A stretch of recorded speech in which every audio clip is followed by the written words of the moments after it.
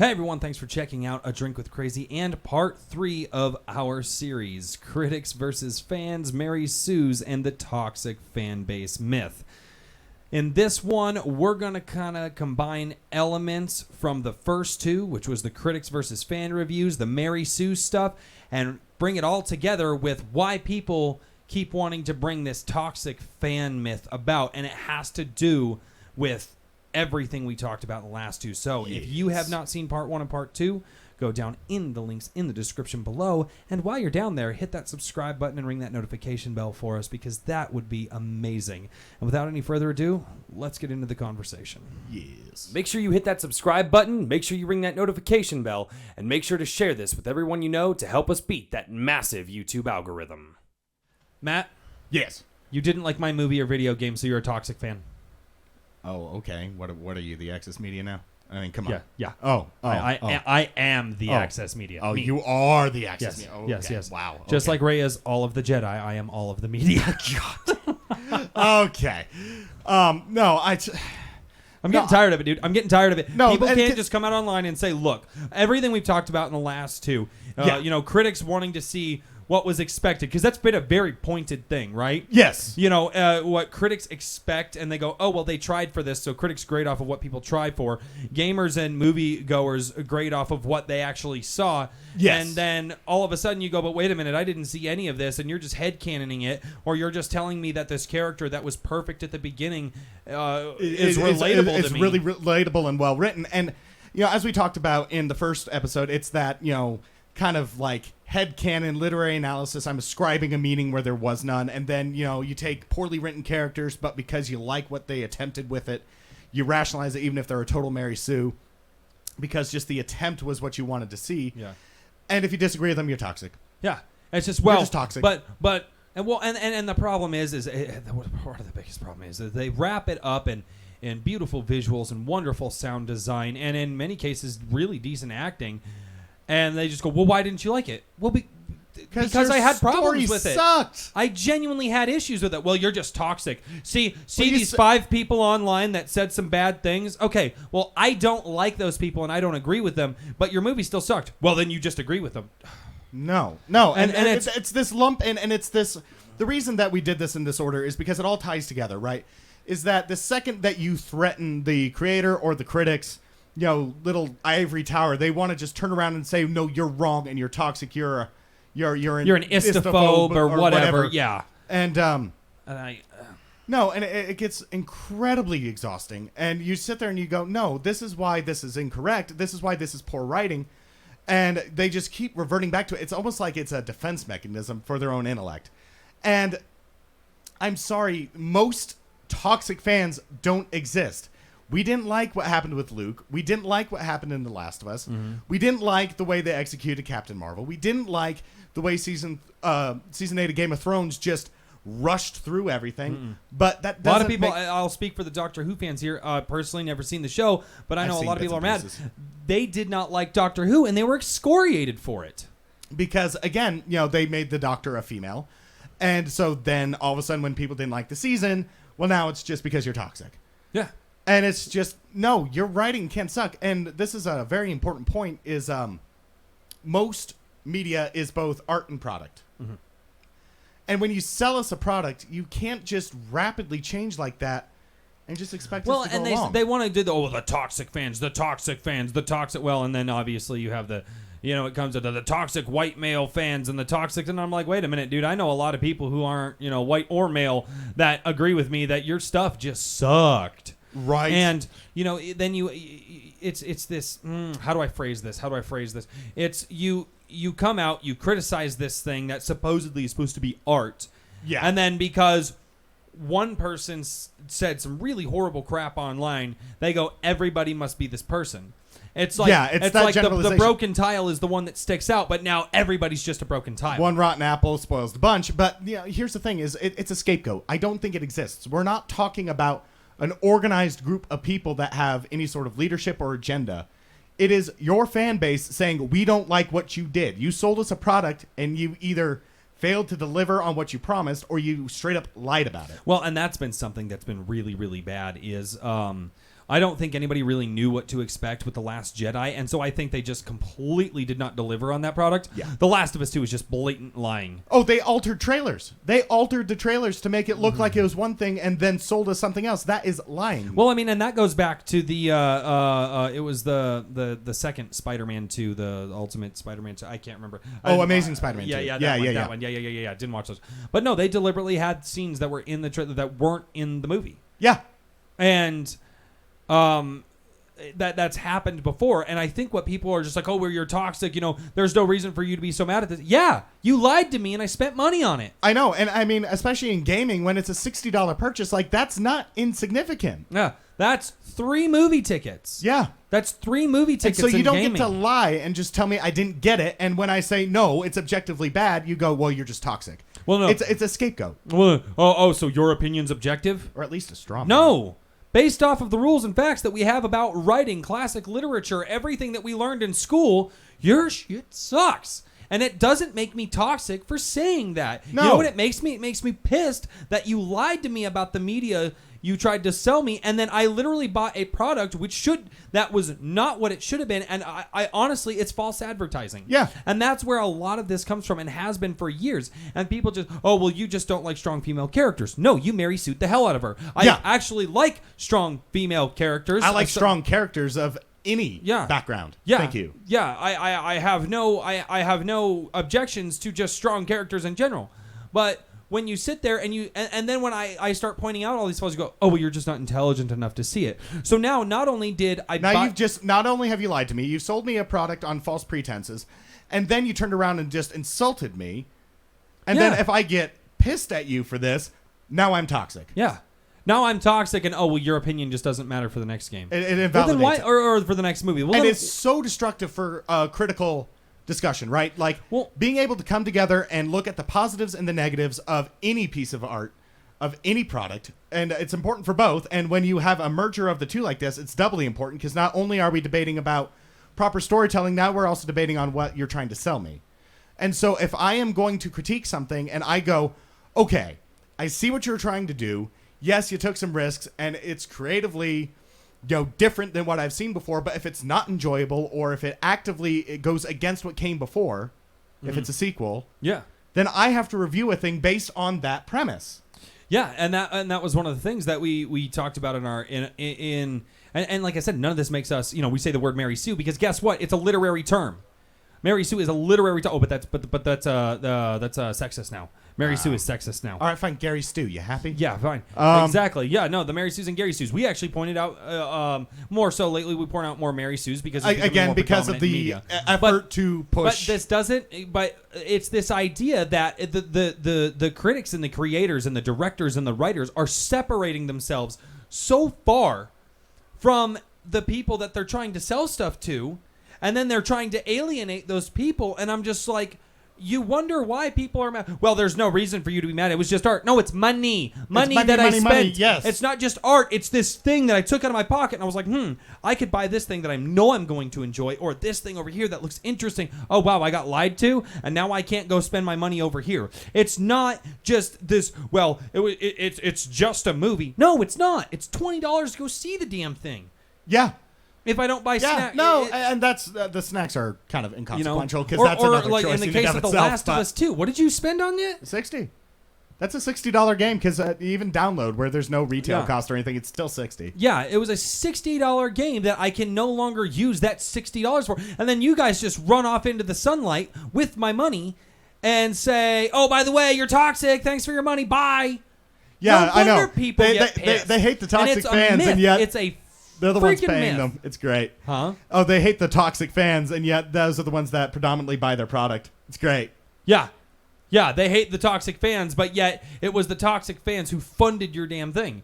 And we're just mad that we got lied to. It's got nothing to do with because you take this IP. Because we always got to go back to Star Wars, right? Always, because this is where a lot of this started. A lot of this started it's with probably the biggest Jedi. example. And yes, I do believe a lot of this conversation got started with the Last Jedi. No, and I do.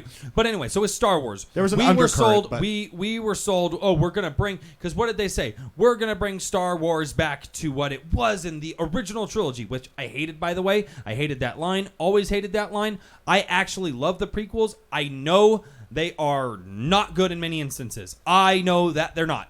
I do. But I still love the prequels. I don't think, but when they were like, "Oh, we're gonna make it like the original trilogy, and you're gonna love it again, and you're gonna see all your favorite characters," and then we got The Force Awakens, and they blatantly lied. You got new characters. They Luke Skywalker was Han Solo in the chest, and it's predominantly new characters. Luke is gone, and then it's a rehash of A New Hope. Yeah.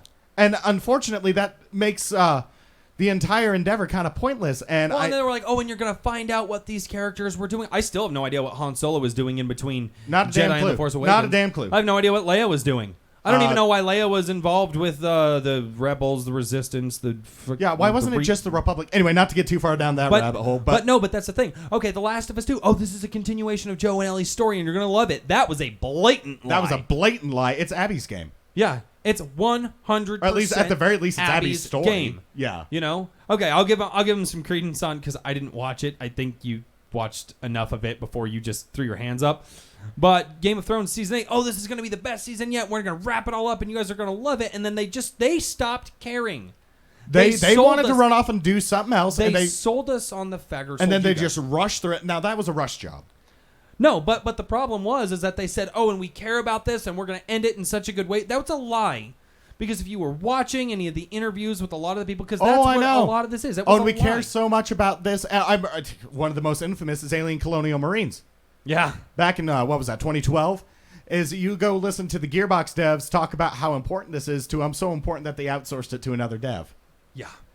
And the game is a shoddy piece of crap and to terrible mechanics. But you know what? Nobody called them toxic when they railed against that one because it was so blatant. Mm-hmm. Also, it's Alien, so who cares? Yeah. It's not Star Wars. It's not Game of Thrones. It's not this artistic, darling from Naughty Dog. Yeah.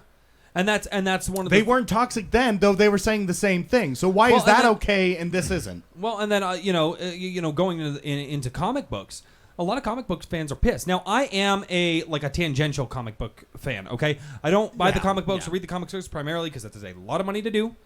It is a lot of money to do. It is. I love learning about the characters. I love learning their stories. I love listening to people on YouTube who have some great comic book channels because I just love those characters. But I'm a dad. I got a full-time job. I got a lot of stuff going on. I'm doing this, and so I'm a tangential. I am not like a full-blown. I'm kind of a normie. I'm a normie. To use that term, I am a normie.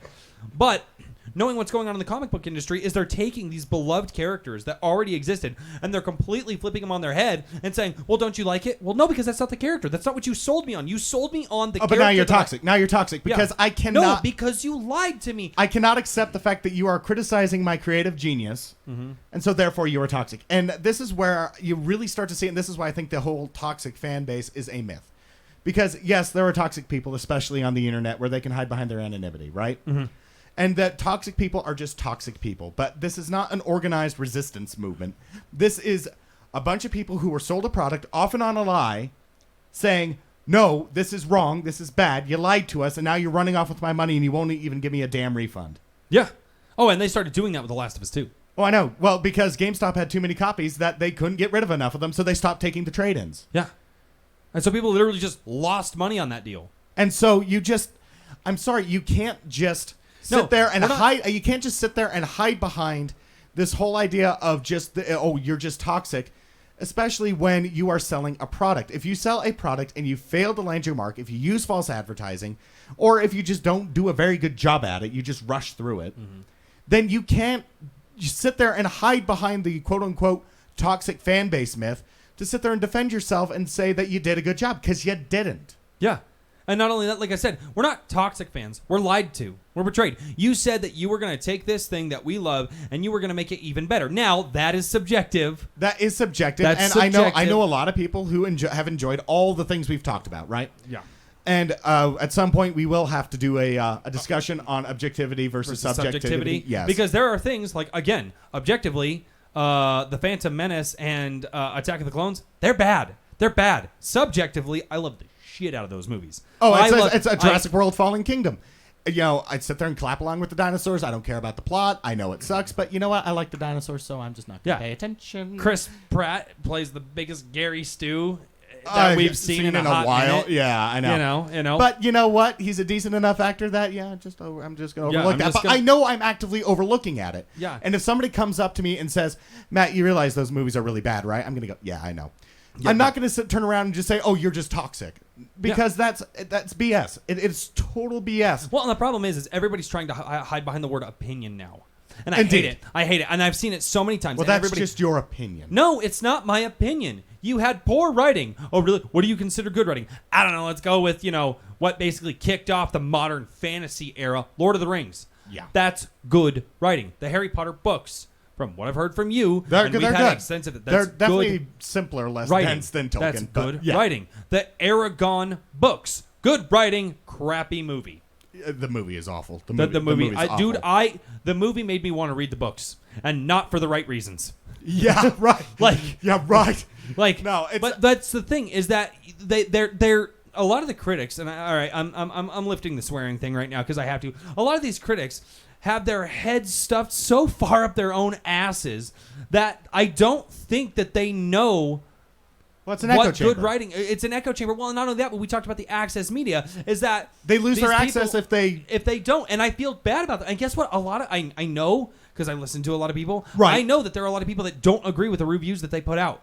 But if they don't put If out they those don't reviews, put out those reviews, they that- put their jobs at risk. They put their companies at risk, and especially with traditional media or legacy media, as I like to call right, it, right. legacy media, because the new traditional is becoming YouTube. But as indeed. legacy media is dying, these people have no choice because these massive companies are basically saying, "Do what we tell you to, or you don't get invited to the press junkets. You don't get to do the red carpets anymore. You don't get the pre-screen releases. You don't get any of this stuff. You don't get early copies of anything, so you don't can't get you're your not, review out. and you're certainly not going to interview any of our cast and crew. Oh, God, no. And so a lot of these people have no choice but to go play along ball. with it, Yeah. but to play ball. And then all of a sudden, when one person says some horrible crap online, none of which I will utter here, no, none of which I there's will some utter here, vile. between these vile wastes of human flesh online, all of a sudden, guys like us were just like, look, this stuff sucked. This stuff sucked so But we bad. get painted with the can't same redeem brush it. that they do. Yeah. We're not 'Cause toxic. we dare We're to lied to. We We're- dare to criticize. Yeah. We're not toxic. We're lied to, and then we're belittled. Yes. And that's it's. Well, got- you just didn't get The Last Jedi. You just didn't get it. You're not smart enough. no. I got that they were going for something that they didn't achieve. They didn't convey what they were going. I'm not even entirely convinced of what they were going for. I don't know either. Honestly, outside of the fact for Rian Johnson to come out and basically say that he just didn't like Star Wars and he wanted to completely retcon everything or just destroy. Actually, I don't think he wanted to. I think he just wanted, again, let the past die. He wanted to destroy it so fervently that it could not come back.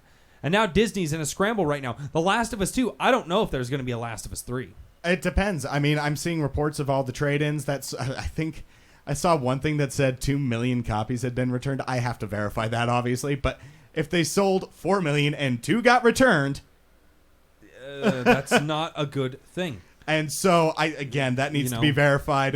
Game of Thrones became irredeemable. Doctor Who has been completely destroyed. And again, and here's the problem, right? Is that you lie to your audience, then you belittle Star them. Trek, look what they did with Picard. You heard about that, right? That one I have not heard as much about. Look it up. Look it I up. will. I can't speak. They decided to put in character and story based around whatever preachiness they wanted to preach, because that's one of the things that we all hate is stop preaching to me. I'm not an idiot. I And already stories, agree with stories most of your can points. be political, right? Stories can absolutely be political. That's what made Star Trek great. West Wing was inherently a political show. Oh, I hated West Wing. I I Each was their like own. 8. I know it's a slow burn. You're Yeah, but it's inherently a political show. Political shows are I'll fine. be dead by the time that burn's done. You're right. But no, the shows can be political, and so when people say stop That putting Jag. politics, Do you remember Jag? no, I don't. Oh, okay. People say stop putting politics into my media. No, stop preaching to me through your media. We've talked about this in an episode that'll be coming out here If soon. I wanted to be preached to, But- I'll go to church on Sunday. right, and so but I'm the not going to second- give you $60 to preach to me to and lie to through me. bad writing. I'm not going to give you $60 to lie to me. It is okay to have a moral in your story. I mean, we've used storytelling as a teaching device for literally millennia. No, and honestly, when you have those moments where something so profound comes out and you're just like, holy crap. Like, I'm sorry. The Last of Us was one of those just jaw-droppingly good stories. The Last of Us 2, I don't know what the hell they were doing. And what people misunderstand the plot of The Last of Us 1 with the character of The Last of Us 1. What made The Last of Us 1 so good was its characters.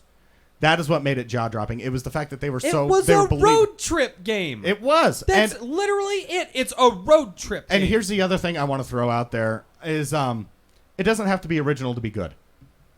No. Originality for the sake of originality just comes, along with that whole subverting expectations thing. And so, just to kind of get us wrapped... let me throw this out here real then quick. I'll do just because yeah. Die Hard 5 sucked. There You know you go. why it sucked? Because they betrayed the character. They sold me on John McClane. I didn't get John McClane. You got... I got Jerry Superman. McClane. Yeah, you got bald Superman. Yeah, I got bald Superman. It sucked. Die Hard 5. Nope. So anyway, just to kind of wrap up here. No. Yeah, he feels very strongly about this. But no, I could do an entire video on that. Might get there. Anyway. It's been a minute. I gotta watch it. Can I wrap up yet? All right. I hate Die Hard 5. No, just to put a bow on this one is the toxic fan base. I don't think exists. It's a myth. What you've got is a bunch of fans who are pissed off that they paid money for something that was sold to them under false pretenses, and then they got belittled for not liking it. Mm-hmm. And this disconnect needs to stop. We cannot keep going if we are not allowed to meet and discuss, because if we are talking about art and products, you need to be able to talk about it without one side shouting down the other. Totally agree. On either side. Yeah, I totally agree. And I think, again, guys, go check out the other two videos. Go check out part 1 where it's, critic reviews versus fan reviews, yes. What they're looking at. Go check out the episode on the Mary Sue's and Gary Stews, and then watch this one all as a continuation, and you'll finally see why all of this just comes to one conclusion. It all ties in together. I mean, from the different approaches, the different investments, to the execution versus attempt, and the weight given to one or the other, then to the this head in the clouds, I'm a expert, I'm so smart, so you just don't get it, to this belittlement, and then the lies, and then ergo, now we need a scapegoat because I can't be wrong. Yeah. So it's not me. So I didn't do anything wrong. It's the toxic fans. Yeah. So, and that obviously, that's not to say there aren't toxic people out there, but you want to know what you do? You ignore them. You don't call them out. You just ignore them. Well, yeah, that's exactly what they are doing. They're just lumping the rest of us into it. I know. So. Because they can't take criticism. No, they can't. They can't at all. So, thank you all so much for watching A Drink with Crazy. We really do hope that you guys like this series. And if there are other series that you would like us to cover in a 2 or a 3-part, let us know, because our conversations do get a little long sometimes. Sometimes it's hard to cover stuff in just 20 minutes. That's why we have the timer. As you can see, the timer's already been done for a minute, and we've still been going. But if you guys like what you see here, don't forget to go down below, subscribe, ring the bell, help us grow and help us with our conversations, and give us feedback. Give us comment down below. Let us know what you think. Let us know if you think we're wrong about something, because guess what? We're throwing out a lot of things here that we think are absolutely objective, which means they are fact-based. And if we're wrong on those, you point them out to us, you tell us we're wrong, and then we can look at the evidence and we'll review it, look at the evidence. Like I said, objectively, the prequels are bad movies. Subjectively, I love the shit out of those movies. I'd say objectively, the prequels are inconsistent movies. Wow. Because they do some things really well and other things very That's a whole other topic. We'll get to there. So anyway, thank you for watching. Like, share, subscribe. Watch the other parts if you haven't already, and stay tuned for other discussions coming soon. And cheers everybody. Thank you for watching A Drink with Crazy. If you liked the conversation, make sure to click here to see more.